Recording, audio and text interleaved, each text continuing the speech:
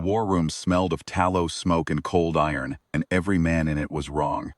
I had spread the raid maps across the long table 3 days running. My best trackers, my sharpest warriors, my council of 7, all of them staring, all of them arriving at the same useless answer. Random attacks, no pattern, no prediction, no defense. 40 wolves lost in 6 weeks, to an enemy that seemed to move like smoke through the mountain passes of Ashenvane.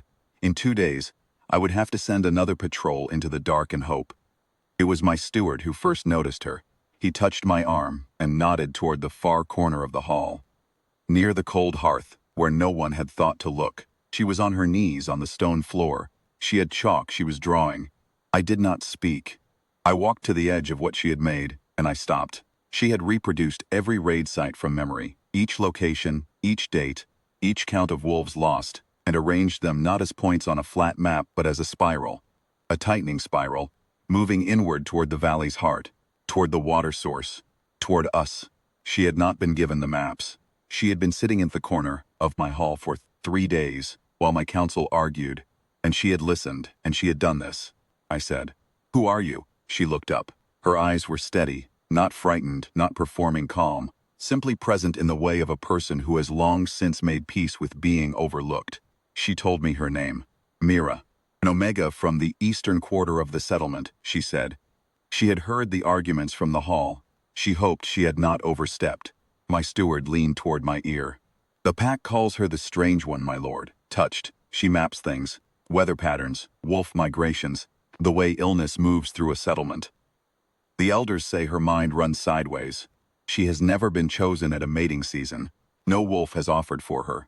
I looked at what she had drawn on my floor. I said, "Show me what it means." She rose and walked me through it without a single unnecessary word. The raids were not random. They were a contraction. Each strike pushing our patrols inward, thinning the outer perimeter, funneling our strength away from the northern ridge. In 4 days, if the pattern held, the true strike would come from the north while we were massed at the valley floor. She pointed to the precise ridge.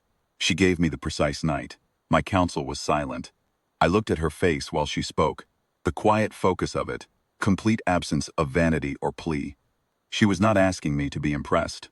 She had simply seen a thing that was true and brought it forward because it was useful. She looked at the world the way my best wolves tracked a scent. Patient, layered, certain.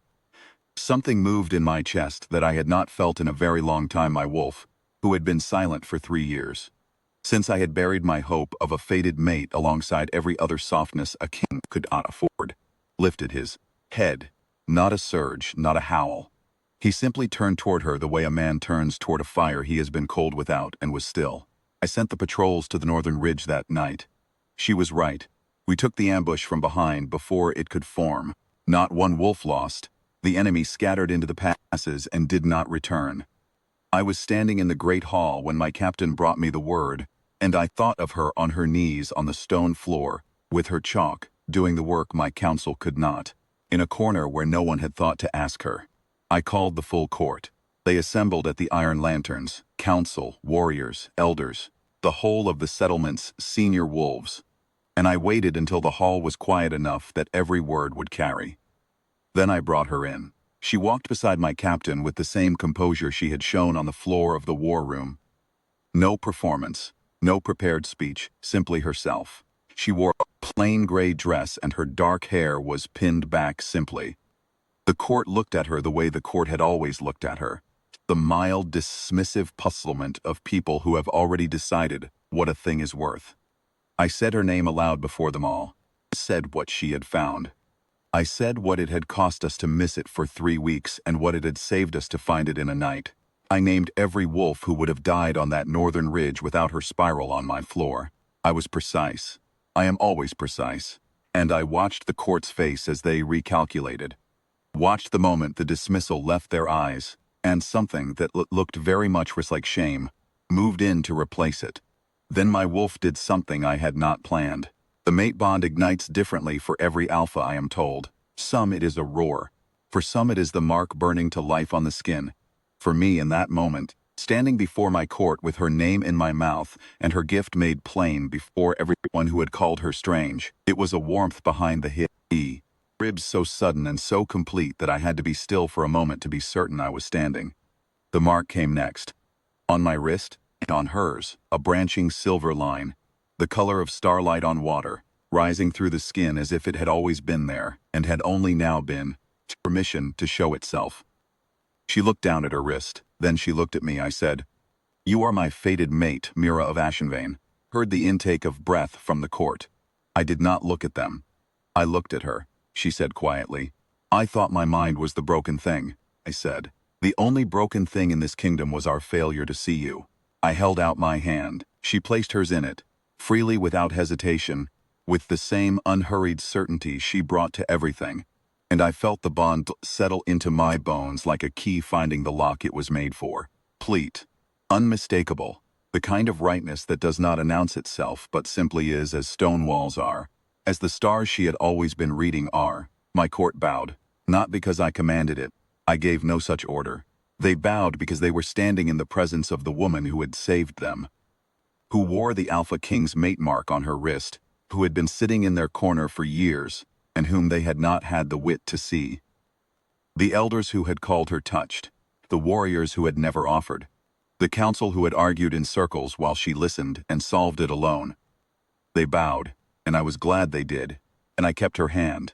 I named her my Luna before the iron lanterns, before them all. That evening, when the hall had emptied and the lanterns had burned low, she stood at the window that looked out over the settlement.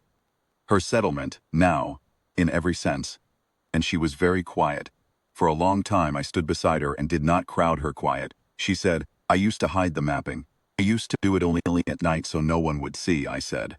"No one will ever ask you to hide it again." She turned and looked at me with those steady eyes, and I understood what it had cost her.